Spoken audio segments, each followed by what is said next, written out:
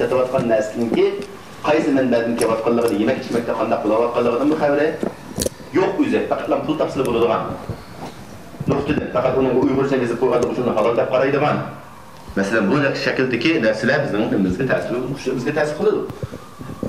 Chunki bu biz hammamiz e'tiqod qilamiz, Payg'ambar sollallohu alayhi vasallamning ko'rsatmasilar ta'limotida qalbimiz, bizning ish qusig'imizga gelimizden bir lokma narsa haramdan kirse, bilib turib shuni qabul qilsak, yesak nima bo'ladi?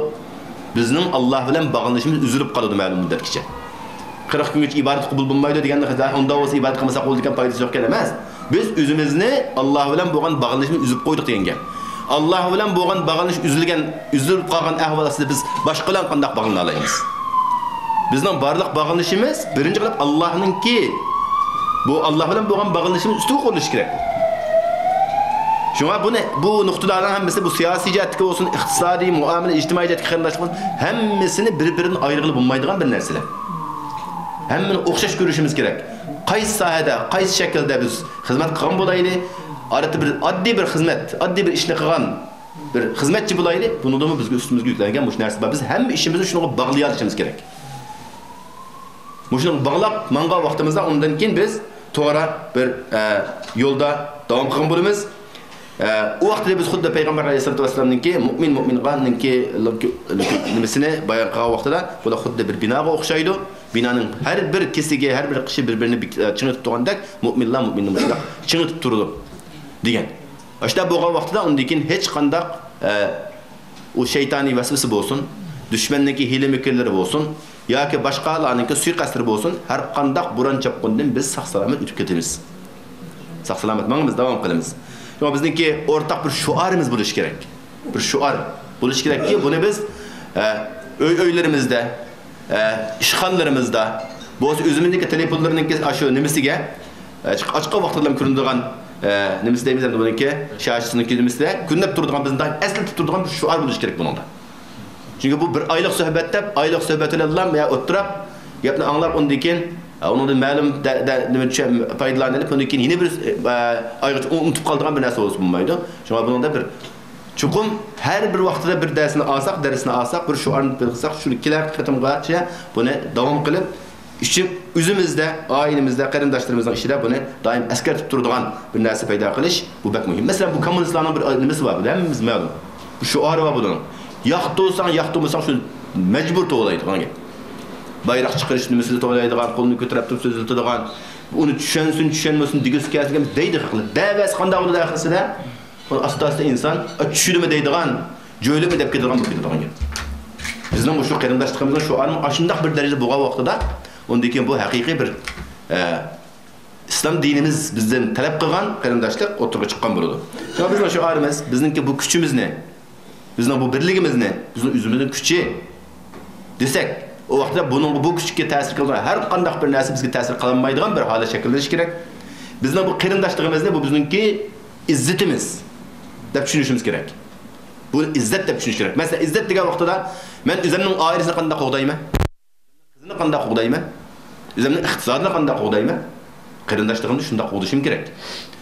Undan keyin o'zaro hamkorlashishimni buni meningki o'rtaq g'albiga olgan qadamim deyishim kerak.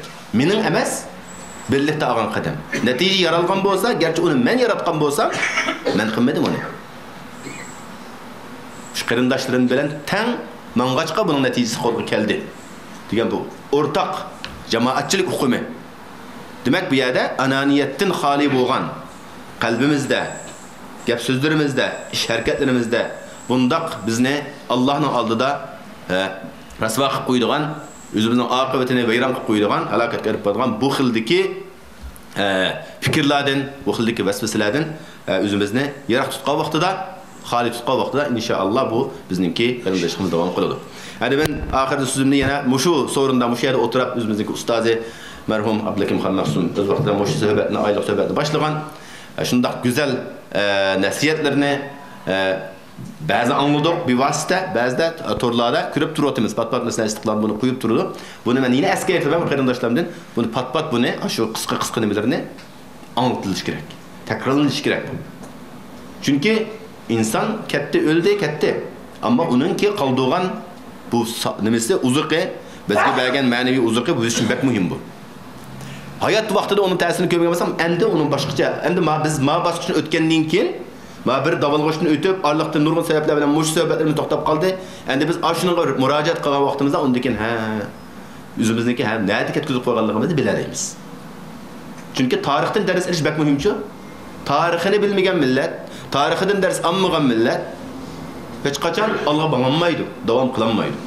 Shunga bizningki bu yo'limiz bek muhim yo'l hem bek murakkab bir yo'l. Başqa davlatı bo'lgan, mesela Türklarga esaq bularning qarindoshlik uchrashishi bo'lsa, masalan, shunga o'xshab. Bular nihoyat oddiy. O'zaro hamkorlashish, mesela iqtisodiy qiyinchilik bo'lsa hal qilish, bunlardan bo'lsa bu yetarli. Men bu Mekke'den qaytganda Trabzonga berib o'sha 2 kun turib qoldim. Bu yer o'zimning olgan ta'sirim o'shalarning ko'rishib, ama Allohning bir go'zal bir yaratib qo'ygan bir zamin ekan bu. Nihoyat bir zamin ustiga bir jannatlisi bo'ldi endi. Nihoyat chiroyli. Bu yerdagi jamoat xalq bizning bir tunishlar batda o'tirib bisab, qandaq deysa yana ahvoli, maşallah. Sizlarning jannat kirdiğinizga eng oson yo'lni Alloh mishal qo'yib turibdi. Agar buni bilasizlar, sizlarning jannat kirishingizga nihoyat oson keladi. Birinchi davlatinglar bor, vataninglar bor. Ikkinchisi shunday bir go'zal jannatinglar bor ekan. Üçüncü, sizlarga hech qanday bir qiyinchiligingiz yo'q. Ozroq ishlasanglar hayotingiz shunday rohat mantiq bir haqiqiy bir o'zaro vatanimiz bo'lgan burun. Qo'shnichilik, bir-birini yo'qlaydigan, hammadan biladigan, yo'ldan o'slanmas bir-biriga salom qiladigan, shunday bir go'zal bir nima ekan, kichkina bir mach kirgan bir yer tutib. Sizlar faqatla Alloh sizlarga buyurgan 5 vaqt namoz jamoatida o'qisanglar. Bo'lsa Allah sizlarga in'om qilgan bu nima bo'lsa, har kuni 2 rekat shukron namoz o'qib, o'zaro oila bola-chaqanglar bilan yaxshi, halol haromni farqlangan asosda yashasanglar, menimcha sizlar jannat kirishinglar boshqa bir to'g'ri qolmabdi. Chunki Muhammad Ratib Andablis degan bir kishi hozir olimlarimizning birisi bor, shu deydi, dunyoninki jannatini ko'rmagan odam oxiratning jannatini o'zidan ko'rmaydi degan. Chunki bu ma'ni qadrlash masalasi. Ya'ni bizga nisbatan u bo'lmasa-mu, ammo bizning eng cho'ng bag'chimiz, bizning jannatimiz nima desam shu. Birbirimizning qalbi bilan bir o'zimizni xursand qila olsak, birbirimizning qalbiga kirish orqali uni xursandlik baxsh etarsak, o vaqtda biz haqiqatan bir ruhiy, ma'naviy bir jannat yashgan bo'lamiz. Alloh subhanahu va taolo hammizningki bu qarindoshligini mustahkam qilsin. Mushu ma'lum sabablar tufayli qilinmay qolgan kamchiliklarimiz, taqsirotlarimizni Alloh subhanahu va taolo afv etsin. Bundan keyin yo'limizda inshaalloh texmo ilgirki xatoliklarimizni dars olgan asosda bundan keyin bu qarindoshlikning ojizlab qolsa buni bizga keltirgan ziyinni va undaki buni kuchlansa bundan bizga keladigan manfaatlarni yaxshi analiz qilgan, tahlil qilgan asosda davom qilishimizni Alloh subhanahu va taolo so'rayman. ربنا آتنا في الدنيا حسنة وفي الآخرة حسنة وقنا عذاب النار. رحمة